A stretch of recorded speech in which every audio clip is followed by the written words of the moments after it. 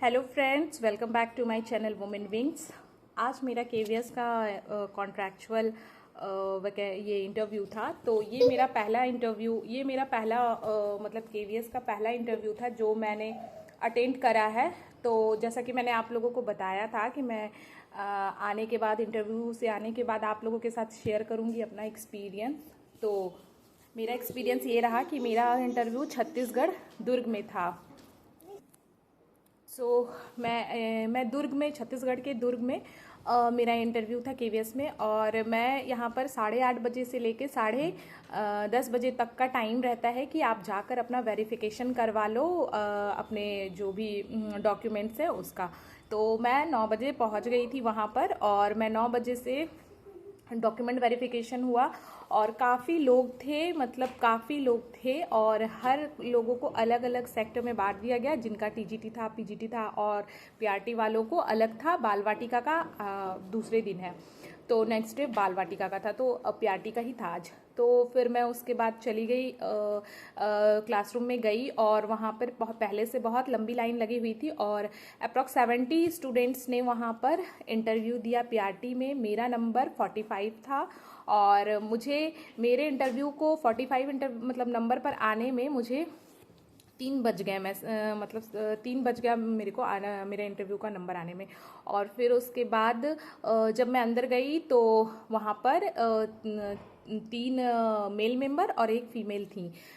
और उन लोगों को मैंने गुड आफ्टरनून वगैरह बोलने के बाद उन्होंने मुझे बैठने के लिए कहा, तो मैं बैठी। उन्होंने मुझे इंट्रोडक्शन देने को कहा, मैंने अपना सेल्फ इंट्रोडक्शन दिया, इंग्लिश में दिया। उसके बाद उन्होंने मुझसे पूछा कि मेरे एक्सपीरियंस, प्रीवियस टीचिंग एक्सपीरियंस पर उन्होंने कहा कि आप पहले से पढ़ा रही थी।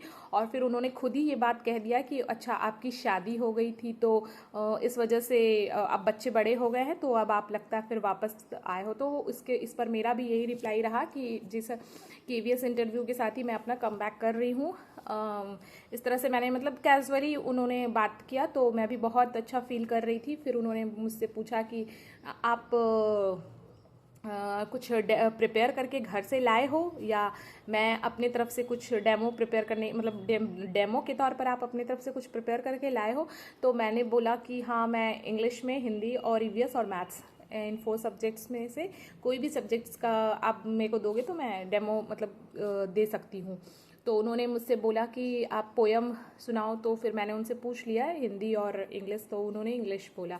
फिर मैंने बकायदा पूरे पैनल को स्टूडेंट समझते हुए पूरे स्टार्टिंग से अपना डेमो दिया और पूरे एक्टिविटी के साथ मैंने अपना पोयम कंप्लीट किया। और मैं हैप्पी चाइल्ड, एनसीईआरटी का ही एक पोयम है हैप्पी चाइल्ड, उसी पोयम को मैंने मैंने एक्टिविटी के साथ गाया। और देन आफ्टर उसके बाद उन्होंने मुझसे सोसाइटी, डिसिप्लिन, अचीवमेंट, इन सब का स्पेलिंग बोला। सन्यासी, ये सब हिंदी में सन्यासी, उज्जवल, आशीर्वाद, ये सब लिखने के लिए मेरे को बोले।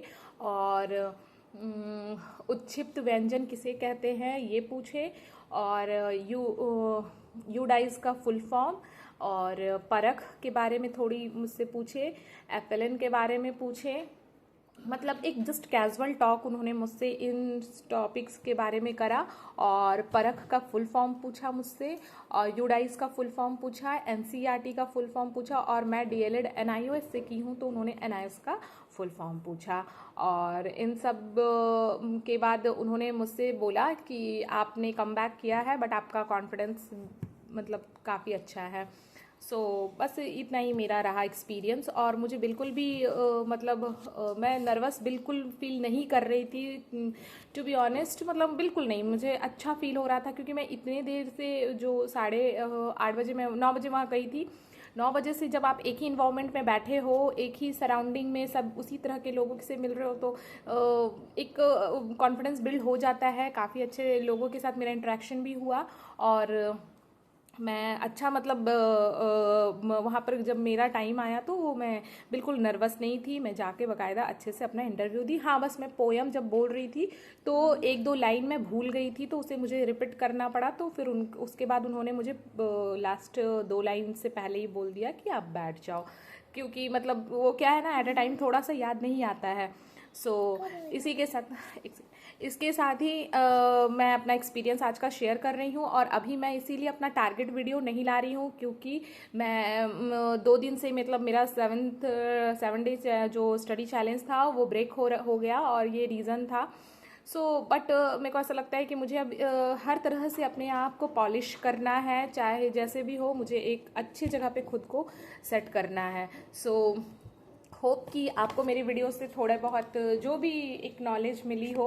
और ऐसे तो यूट्यूब में बहुत से चीज़ मतलब भरी पड़े हैं इस तरह के वीडियो से, बट जो लोग मेरे साथ जुड़े हैं उन लोगों के लिए मैंने अपना इंटरव्यू का एक एक्सपीरियंस दिया। अब रहा मेरा डीएवी का, तो वो जब अभी नहीं आया है, जब उसका इंटरव्यू होगा तो मैं उसका भी आप लोगों के साथ एक्सपीरियंस शेयर करूँगी।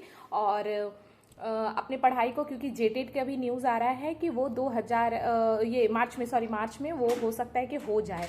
और रहा बात बीपीएससी का, तो मैं अभी बीपीएससी को लेके श्योर शॉट नहीं हो पा रही हूँ कि मैं अपना प्रिपरेशन स्टार्ट करूँ या मैं बीपीएससी को छोड़ूँ। मतलब थोड़ा सा मुझे कन्फ्यूज़न है, तो वो 1-2 दिन में मैं उसको भी क्लियर करूँगी और मैं वापस से अपनी पढ़ाई पर वापस लौटूंगी। और जो लोग मुझे प्यार करते हैं, जो लोग मेरी वीडियो को पसंद करते हैं, प्लीज़ मुझे लाइक करना, कोई क्वेरीज हो तो कमेंट करना, मैं उसका रिप्लाई आप लोगों को ज़रूर दूंगी।